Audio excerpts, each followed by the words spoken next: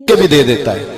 ہر آدمی ماں باپ کے ذریعے پیدا ہوتا ہے. اگر پیدا کرنا چاہے تو جناب عیسیٰ کو بغیر باپ کے پیدا کر دیتا ہے. اگر پیدا کرنا چاہے تو حضرت آدم کو بغیر ماں اور باپ کے پیدا کر دیتا ہے. جب یقین رکھیں, یقین, قرآن مجید پڑھیے. حضرت موسیٰ علیہ السلام فرعون کے دربار میں کھڑے ہیں, چاروں جانب دشمن ہی دشمن ہے. جادوگر آ گئے, انہوں نے سانپ چھوڑے. حضرت موسیٰ کے ہاتھ میں ڈنڈا تھا. حضرت موسیٰ کہتے ہیں یا اللہ کیا کروں؟ تو اللہ تعالیٰ نے فرمایا اپنا عصا پھینک دو. کہنا چاہیے تھا نا کہ یا اللہ ایک ہی تو شے ہے, اتنے سانپ ہے, بچانے کے لیے ڈنڈا ہے, وہ پھینک دوں. ڈنڈا پھینکا جاتا ہے, سانپ کو دیکھ کر کے قابو کیا جاتا ہے. یہ میرا اور آپ کا ذوق ہے نا, لیکن انبیاء کرام کا انداز ملاحظہ کیجئے میرے عزیزو. اللہ فرماتے ہیں ڈنڈا, اے موسیٰ ڈال دے اپنا عصا. پہلے نہیں فرمایا کہ سانپ بن جائے گا, فرمایا بس تو ڈال دے. میں اور آپ ہوتے ہیں تو سام سامنے ہے, ڈنڈا ہاتھ میں ہے, ہم کہیں گے عجیب بات ہے, یہی تو دفاع کی چیز ہے, اسی کو ڈال دوں تو بچوں گا کیسے؟ کہا ڈال دو. تو حضرت موسیٰ نے ڈال دیا. کہا میرے رب کا حکم ہے تو میرے لیے بہتر ہی ہوگا. اللہ فرماتے ہیں جب موسیٰ نے ڈالا تو میں نے اس ڈنڈے کو, اس عصا کو اژدہا بنا دیا. اب کبھی عصا بھی اژدہا بنے, کبھی چھڑی بھی بہت بڑا اژدہا بنی ہے, لیکن قرآن کہتا ہے جناب موسیٰ نے ڈالا تو اللہ نے اژدہا. بلکہ اس سے پیچھے چلیے, عورتیں کمزور یقین کی ہوتی ہیں نا. جناب موسیٰ پیدا ہوئے تو اللہ فرماتے ہیں میں نے موسیٰ کی ماں کے دل میں بات ڈالی. ماں کے دل میں صندوق میں ڈال کے تو اس کو دریا میں بہا دے. اور بھائی صندوق میں کہہ سکتے ہیں نا آکسیجن کیسے جائے گی, اور دریا میں بچے بچنے کے لیے ڈالے جاتے ہیں کہ ڈوبنے کے لیے ڈالے جاتے ہیں. ماں کے دل میں یقین کمزور نہیں تھا اماں کا. انبیاء کے ماں باپ موحد ہوتے ہیں, دین کو ماننے والے. ماں کے دل میں اللہ نے بات, اللہ قرآن میں کہتے میں نے وحی کی, میں نے القاء کیا, میں نے بات ڈالی. حضرت موسیٰ کی ماں کہتی ہے میں نے ڈال کے نا سمندر میں بیٹا, میں نے سمندر میں بیٹا ڈال کے صندوق میں بند کر کے رب کے حوالے کیا. آپ فرماتے ہیں میرے مالک کا بھروسہ کیا تو پھر میرے مالک کا کام دیکھو, کمال دیکھو. میں نے دریا میں ڈالا, اللہ نے فرعون کے گھر میں میرے بیٹے کی پرورش کرا دی. یہ یقین کہ حضرت موسیٰ کے پاس قوم آئی, قرآن پڑھیے. کہ جناب پانی چاہیے. وَإِذِ اسْتَسْقَىٰ مُوسَىٰ لِقَوْمِهِ, موسیٰ نے اپنی قوم کے لیے پانی مانگا. ہم نے کہا فَانْفَجَرَتْ مِنْهُ اثْنَتَا عَشَرَةَ عَيْنًا, اپنا ڈنڈا پتھر پہ مارو. عقل والا آدمی ہوتا تو اڑ جاتا, کہتا یا اللہ پتھروں سے بھی کبھی پانی نکلا ہے؟ اضرب بعصاک الحجر, مارو پتھر پہ ڈنڈا. اللہ کے نبی نے منٹ نہیں لگایا, ٹھا کر کے ڈنڈا لگایا. فَانْفَجَرَتْ مِنْهُ اثْنَتَا عَشَرَةَ عَيْنًا. اللہ فرماتے ہیں جناب موسیٰ نے ایک عصا مارا, میں نے 12 چشمے جاری کر دیے. تو لے تو اللہ کرتا ہے, اللہ کہتا ہے پڑھ نماز روزی دوں گا, کہتا ہے سوچتا ہوں. اللہ فرماتا ہے آجا مسجد میں تیرا ہو جاؤں گا, کہتا ہے دیکھتا ہوں. رب فرماتا ہے تو میرے محبوب کی غلامی کر, میں تجھے محبوب بنا لوں گا. تو کہتا ہے تھوڑا بڑا ہو کے داڑھی رکھنی ہے, ابھی سیانا ہو کے میں ذرا سرٹیفکیٹ لے لوں اسرائیل سے کہ کتنے سالوں کے بعد آئیں گے, پھر شروع کروں گا. پروگرام بنا رہا ہے, ابھی تو ارادے میں ہے. اللہ کے پیغمبر کا ڈنڈا, اور اس سے زیادہ آگے بات ہو گئی. پیچھے فوج لگی ہوئی ہے فرعون کی, مجمع ہے, ہزاروں لاکھوں کا لشکر لے کے, تلواریں, نیزے. فرعون پیچھے, آگے دریا آ گیا. حضرت موسیٰ علیہ السلام کھڑے ہیں, اب کدھر جائیں؟ اللہ پاک نے فرمایا مارو ڈنڈا. کہاں؟ پانی پہ ڈنڈا مارو. اب حضرت موسیٰ علیہ السلام پانی پہ ڈنڈا مارے تو پانی ابلے گا, اس سے زیادہ کیا ہوگا؟ پہلے پتھر پہ ڈنڈا مروایا تو پانی نکلا, اب پانی پہ ڈنڈا مروایا. فَإِذْ فَرَقْنَا بِكُمُ الْبَحْرَ فَأَنْجَيْنَاكُمْ وَأَغْرَقْنَا آلَ فِرْعَوْنَ. اللہ فرماتے ہیں موسیٰ نے پانی پہ ڈنڈا مارا تو میں نے پانی میں رستے بنا دیے. ایک جگہ ڈنڈا مارا تو پانی نکل آیا, دوسری جگہ عصا مارا تو پانی خشک ہو گیا. 12 چشمے بن گئے, 12 رستے بن گئے دریا میں سے. حضرت موسیٰ علیہ السلام گزر گئے, اور اللہ فرماتے ہیں فرعون بھی آیا تو اسے میں نے غرق کر دیا, اور وہ کھڑا دیکھتا ہی رہ گیا کہ بنا کیا ہے. یہ تو بات ہے حضرت موسیٰ کی, میرے مصطفیٰ کے غلام. حضرت سعد بن ابی وقاص قادسیہ کی جنگ کے لیے نکلے, رستے میں دریائے نیل آ گیا. حضرت سیدنا سعد بن ابی وقاص اب کہاں سفر طے کر کے آئے, کہتے ہیں پتہ ہی نہیں تھا کہ دریا آ جائے گا. اب دور دور تک پل کوئی نہیں, صحابہ کہتے ہیں دشمن للکار رہا, حضرت سعد بن ابی وقاص دریا کنارے کھڑے ہوئے, ایمان یقین اور استقامت، ڈٹ گئے.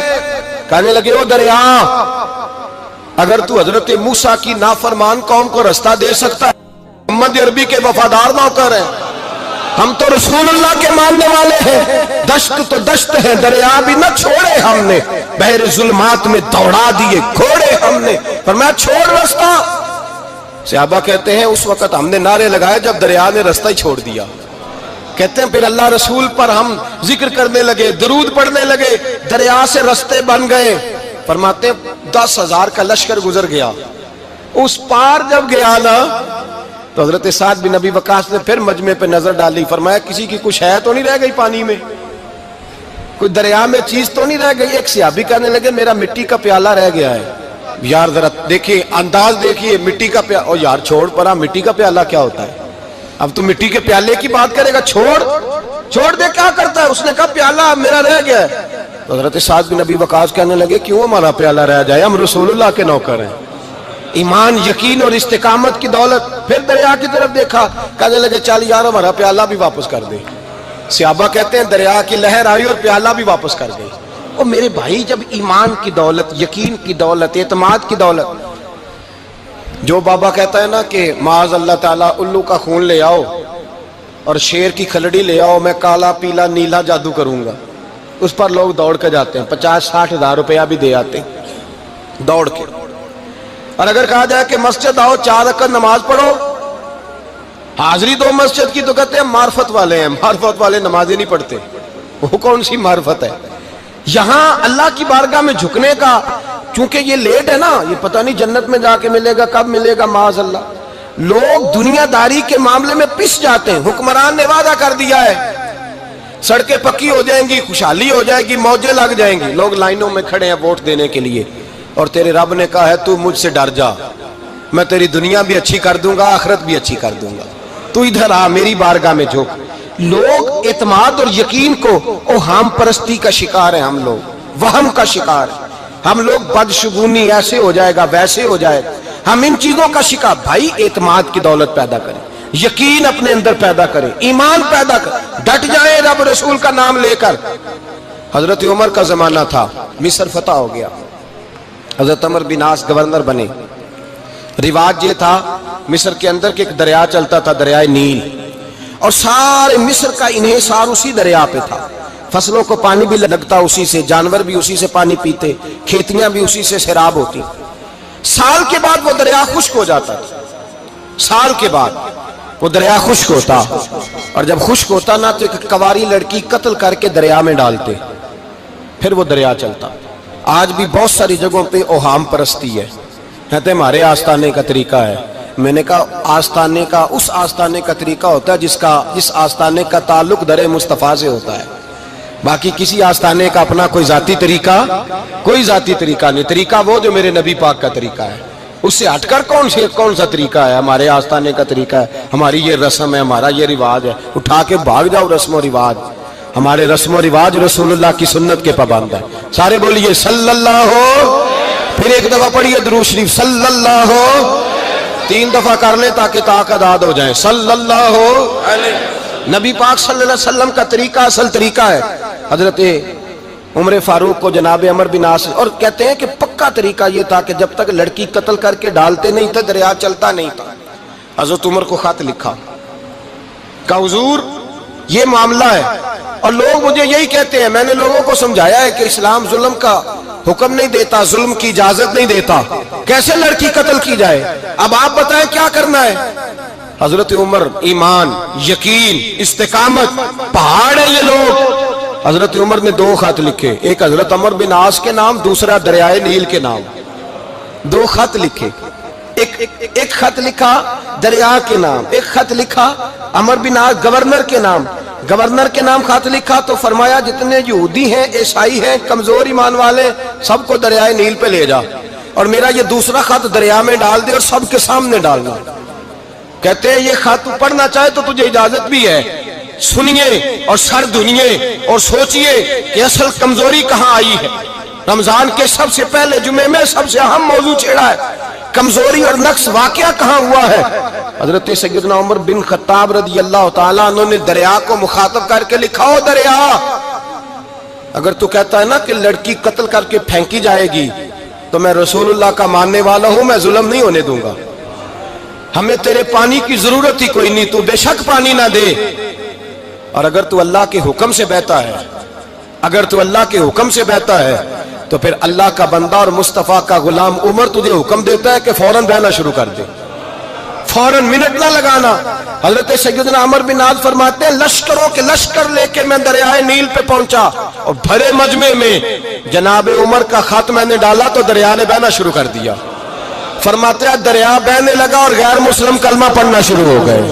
لوگ مجھے کہنے لگے کیا دکھایا ہے جو کلمہ پڑھ رہے ہیں؟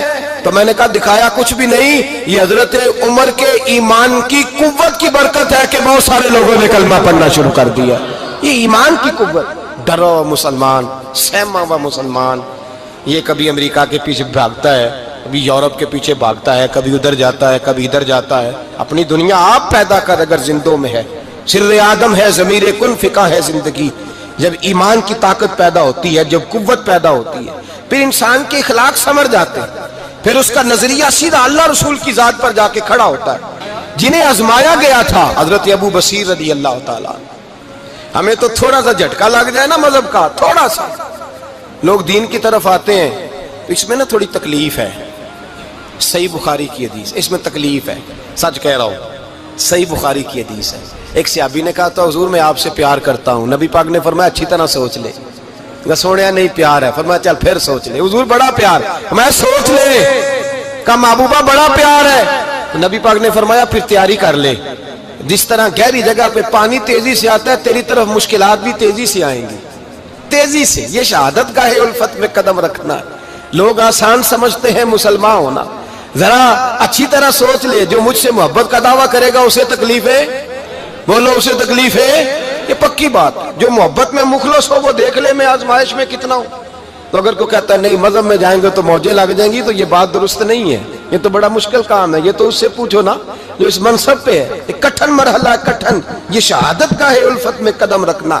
لوگ آسان سمجھتے ہیں مسلمان ہونا، روتا ہے فلک برسوں، پھر جا کے یہ حالات درست ہوتے ہیں۔ تو بھائی یاد رکھیں اور سمجھیں، حضرت ابو بصیر رضی اللہ تعالیٰ عنہ، نبی پاک صلی اللہ علیہ وسلم نے نہ طے کر لیا کفار کے ساتھ، حدیبیہ کی جنگ ہوئی تو فرمایا اگر کوئی مسلمان مکے چلا جائے گا تو کافر کہنے لگے ہم واپس نہیں کریں گے، اور اگر کوئی کلمہ پڑھنے والا ستایا ہوا مسلمان مدینے آئے گا تو مسلمانوں کو واپس کرنا پڑے گا مسلمان اپنا بندہ نہیں رکھ سکتے۔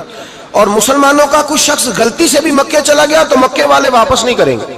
حضرت ابو بصیر رضی اللہ تعالیٰ عنہ صحابی تھے، باپ نے، بھائی نے، محلے والوں نے قید کیا ہوا تھا کلمہ پڑھنے کی وجہ سے، پیروں میں زنجیریں تھیں، بیڑیاں تھیں، کسی طریقے سے جیل توڑ کے دوڑے مدینے پہنچے۔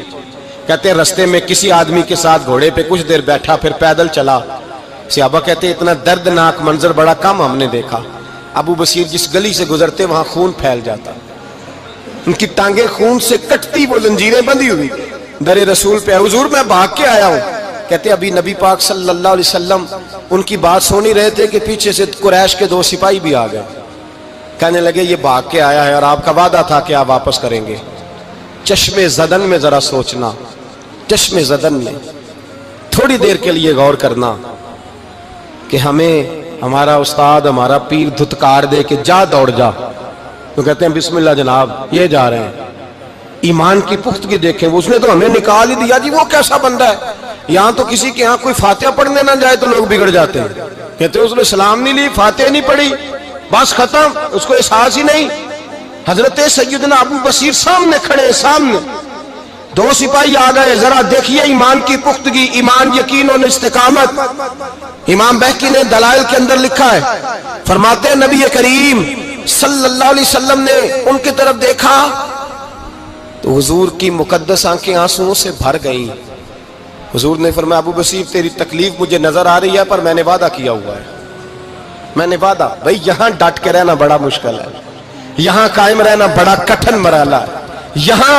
یہاں آزمائش کے موقع پر دین پر انہوں نے تو رکھا ہی نہیں، لوگ تانے دیتے ہیں، باتیں کرتے ہیں، رکھا ہی نہیں، تو پھر ان کا بنتا ہے۔ حضور نے فرمایا تجھے جانا پڑے گا۔ صحابہ کہتے ہیں پورے مدینے میں ایسے تھا جیسے سوگ کا سما ہو، جب وہ دو سپاہی حضرت ابو بصیر کو پکڑ کے لے جا رہے تھے تو وہ پلٹ پلٹ کے پیچھے دیکھتے تھے، پلٹ پلٹ کے، پیروں میں خون ہے، آنکھیں آنسوں سے بھری ہوئی۔ فرماتے ہیں جب وہ پلٹ رہے تھے تو مدینے کی گلیاں بھی رو رہی تھی۔ میرے نبی پاک جب وہ آنکھوں سے اوجھل ہو گئے تو حضور بیٹھ گئے زمین پہ، نبی پاک نے رونا شروع کر دیا۔ فرمایا اللہ تو نے اس شخص کی مدد فرمانی ہے، اس پر کرم کرنا ہے، اللہ اس کا خیال فرمانا، اس کے لیے دعا کی۔ حضور روئے۔ حضرت ابو بصیر باہر نکلے تو وہ جو کافر تھے نا وہ کہنے لگے تو بڑا بنتا تھا ان کا، انہوں نے تجھے رکھا نہیں، تجھے رکھا بھی نہیں۔ تو حضرت ابو بصیر نے تھپڑ مارا منہ پہ، کہنے لگے میں وہ نہیں جو تھوڑی سی بات سے بدل جاؤں، ایمان یقین اور استقامت کی دولت ملی ہوئی ہے۔ آپ فرمانے لگے میرا تو ایمان اور پختہ ہو گیا ہے کہ میرا نبی اپنے وعدوں کا بڑا پابند ہے، میرا رسول اپنے وعدوں کا بڑا پابند ہے۔ حضرت ابو بصیر کہتے ہیں مدینے کی سرحد گزر گئی تو میں نے کھینچی تلوار، ان میں سے ایک سپاہی، اب آؤ میرے مقابلے میں جس نے آنا۔ ایک کو مارا، دوسرا بھاگ گیا۔ فرماتے اب میں مکے جا نہیں سکتا تھا، جاؤں گا تو وہ زیادہ ماریں گے، مدینے حضور نے قبول نہ فرمایا۔ فرماتے ایک جنگل میں جا کے العیس نام کی ایک بستی تھی، وہاں ڈیرا لگا لیا، دریا کے کنارے، پانی پی لیتا، پتے کھا لیتا، تن تندور ہڈاں دا بالن تے اسی ہاواں نال تپایا، کپ کپ مکیاں پیڑے کیتے تے اتوں صبر پلیٹھن لایا، تن دی ہانڈی تے من دا سالن اتے لون صبر دا پایا۔ غلام فریدا وے میں ساری تیری، غلام فریدا وے میں ساری تیری، تینوں اجے یقین نہیں آیا۔ فرماتے سالوں پتے کھائے، اب جو بھی وہاں سے تنگ ہوتا وہ میرے پاس آ کے پناہ لیتا، جس کو مکے والے مارتے میرے پاس آ کہتے تانے دینے والے آ کے کہتے ہو تم کس طرح کے نوکر ہو، تمہیں تو انہوں نے رکھا ہی نہیں۔ ہم نے کہا چپ کر جا، وہ ہمارے